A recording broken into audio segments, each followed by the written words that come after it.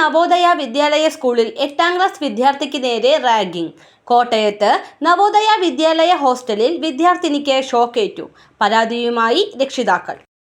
ആലപ്പുഴ ചെന്നിത്തല ജവഹർ നവോദയ വിദ്യാലയത്തിൽ ജൂനിയർ വിദ്യാർത്ഥിക്ക് റാഗിംഗ് എന്ന് പരാതി. 8ാം ക്ലാസ് വിദ്യാർത്ഥിയെ +1 വിദ്യാർത്ഥികൾ മർദ്ദിച്ചുവെന്ന് രക്ഷിതാക്കൾ പോലീസിൽ പരാതി നൽകി.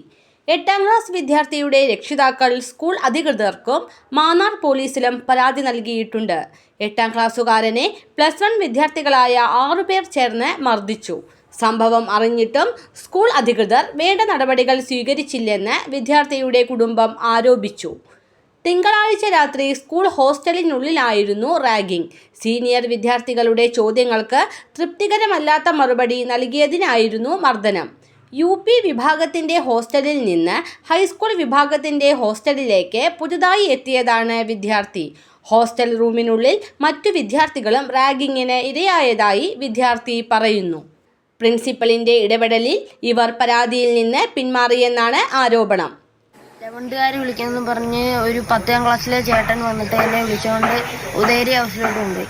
അവിടെ ചെന്നിട്ട് എൻ്റെ അടുത്ത് 2 ചേട്ടന്മാർ കുറേ ചോദ്യങ്ങൾ ചോദിച്ചിട്ട് ഞാൻ ചോദ്യത്തിനൊക്കെ ഉത്തരം പറഞ്ഞ സമയത്ത് എൻ്റെ കരണത്തടിച്ചു. എന്നിട്ട് എന്നെ വേറെ നടുക്കത്തെ ബെഡിൽ കൊണ്ടിരുത്തിയിട്ട് ഇങ്ങനത്തെ കുറേ ചോദ്യങ്ങളൊക്കെ ചോദിച്ചു.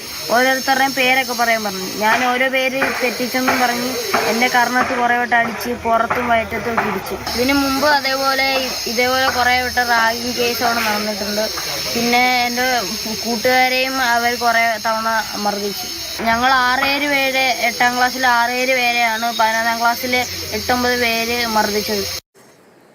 അവിടെ സ്കൂളിൽ എത്തിയപ്പോഴാണ് നമ്മൾ ഇങ്ങനെയുള്ള ഭയങ്കര പ്രശ്നമായിരുന്നു എന്നുള്ളത്. മോന് ഇതുപോലെ തന്നെ അടി കൊണ്ട് ബോധം കെട്ട ഒരവസ്ഥയിൽ പോവുകയും മറ്റുള്ള കുട്ടികൾക്ക് നല്ല രീതിയിൽ അടി കൊള്ളുകയും സ്കൂളിൻ്റെ ഭാഗത്തു നിന്ന് മോനെ അന്നത്തെ രാത്രി ദിവസം ഈ അടിയുണ്ടായി മോൻ ബോധം കെട്ട സമയത്ത് മോനെ ഹോസ്പിറ്റലിൽ എത്തിക്കുകയോ മറ്റുള്ള കാര്യങ്ങളൊന്നും സ്കൂളിൻ്റെ ഭാഗത്തുനിന്ന് ഉണ്ടായിട്ടില്ല.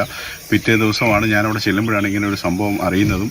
അതിനുശേഷം ഞാൻ മോനെ പിന്നെ അവിടെ നിന്ന് ഗേറ്റ് പാസും എല്ലാം വാങ്ങിച്ച് മോനെ ഹോസ്പിറ്റലിൽ കൊണ്ടുപോയി മെഡിക്കൽ ചെക്കപ്പും എല്ലാം കഴിഞ്ഞ് മാന്നാർ പോലീസ് സ്റ്റേഷനിൽ പരാതി കൊടുക്കുകയും ചൈൽഡ് ലൈനിൽ അറിയിക്കുകയും ചെയ്തു.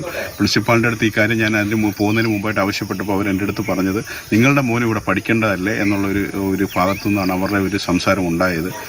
അപ്പം ഇപ്പം പഠിച്ചാലും പഠിച്ചില്ലെങ്കിലും അവർക്ക് കർശനമായ നടപടി കൊടുക്കണമെന്നാണ് എനിക്ക് താഴ്മയായി എല്ലാവരോടും അപേക്ഷിക്കാനുള്ളത്. മർദ്ദനത്തിൽ അവശനായ വിദ്യാർത്ഥിയെ ആശുപത്രിയിൽ എത്തിക്കാൻ സ്കൂൾ അധികൃതർ തയ്യാറായില്ലെന്ന് വിദ്യാർത്ഥിയുടെ അച്ഛൻ പറഞ്ഞു. സംഭവം അറിഞ്ഞയുടൻ റാഗിങ്ങിൽ ഉൾപ്പെട്ട 6 വിദ്യാർത്ഥികളെയും സസ്പെൻഡ് ചെയ്തെന്ന് സ്കൂൾ അധികൃതർ വിശദീകരിച്ചു. മാതാപിതാക്കളുടെ പരാതിയിൽ മാന്നാർ പോലീസ് അന്വേഷണം ആരംഭിച്ചു. ഇതിനു മുൻപും സ്കൂളിൽ റാഗിംഗ് നടന്നിട്ടുണ്ടോ എന്ന് പോലീസ് അന്വേഷിക്കുന്നുണ്ട്. എന്നാൽ റാഗിംഗ് ഉണ്ടായിട്ടില്ലെന്നാണ് നവോദയ സ്കൂൾ പ്രിൻസിപ്പൽ ജോളി ടോമി വിശദീകരിക്കുന്നത്. കുട്ടികൾ തമ്മിൽ ഉണ്ടായ പ്രശ്നങ്ങളുടെ തുടർച്ചയാണ് മർദ്ദനമുണ്ടായതെന്നും റാഗിങ്ങിൽ നിന്നും ഹോസ്റ്റലിനുള്ളിൽ വെച്ച് 8ാം ക്ലാസ് വിദ്യാർത്ഥികളെ മർദ്ദിച്ച 6+1 വിദ്യാർത്ഥികളെ സസ്പെൻഡ് ചെയ്തുവെന്നും പ്രിൻസിപ്പൽ വിശദീകരിക്കുന്നു. സ്കൂൾ അധികൃതർ വിശദമായ റിപ്പോർട്ട് ജില്ലാ കളക്ടർക്ക് കൈമാറി. കളക്ടറുടെ നിർദ്ദേശപ്രകാരമായിരിക്കും തുടർ നടപടികൾ സ്വീകരിക്കുകയെന്ന് മാന്നാർ പോലീസ് അറിയിച്ചു. മുൻപും സംസ്ഥാനത്തെ നവോദയ സ്കൂളുകളിൽ റാഗിംഗ് നടന്നിട്ടുണ്ട്. എന്നാൽ പുറത്ത് അറിയിക്കാതെ ഭീഷണിപ്പെടുത്തിയും മറ്റും സ്കൂൾ അധികൃതർ ഇത്തരം സംഭവങ്ങൾ ഒതുക്കി തീർക്കുകയാണ് പതിവ്. തൃശൂർ, മലപ്പുറം, എറണാകുളം, കോഴിക്കോട് ജില്ലകളിലെ നവോദയ വിദ്യാലയങ്ങളിലാണ് റാഗിംഗ് സംഭവങ്ങൾ കൂടുതലായി ഉണ്ടാകാറുള്ളത്. അതിനിടെ ജവഹർ നവോദയ വിദ്യാലയത്തിൻ്റെ ഹോസ്റ്റലിൽ സ്വിച്ച് ബോർഡിൽ നിന്ന് വിദ്യാർത്ഥിനിക്ക് ഷോക്കേറ്റതായി പരാതി.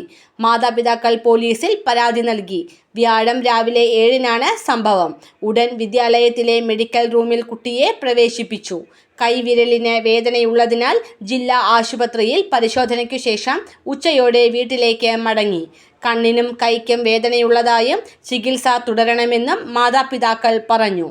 വിദ്യാലയത്തിന് എതിരെ കൂടുതൽ രക്ഷിതാക്കൾ പരാതിയുമായി രംഗത്തെത്തി. ഷോക്കേൽക്കുന്നത് സ്ഥിരം സംഭവമാണെന്നും 5 സംഭവങ്ങൾ 1 വർഷത്തിനിടെ ഉണ്ടായെന്നും രക്ഷിതാക്കൾ ആരോപിച്ചു. ഹോസ്റ്റലുള്ള സ്ഥാപനമായിട്ടും സ്വന്തം വാഹനമില്ല.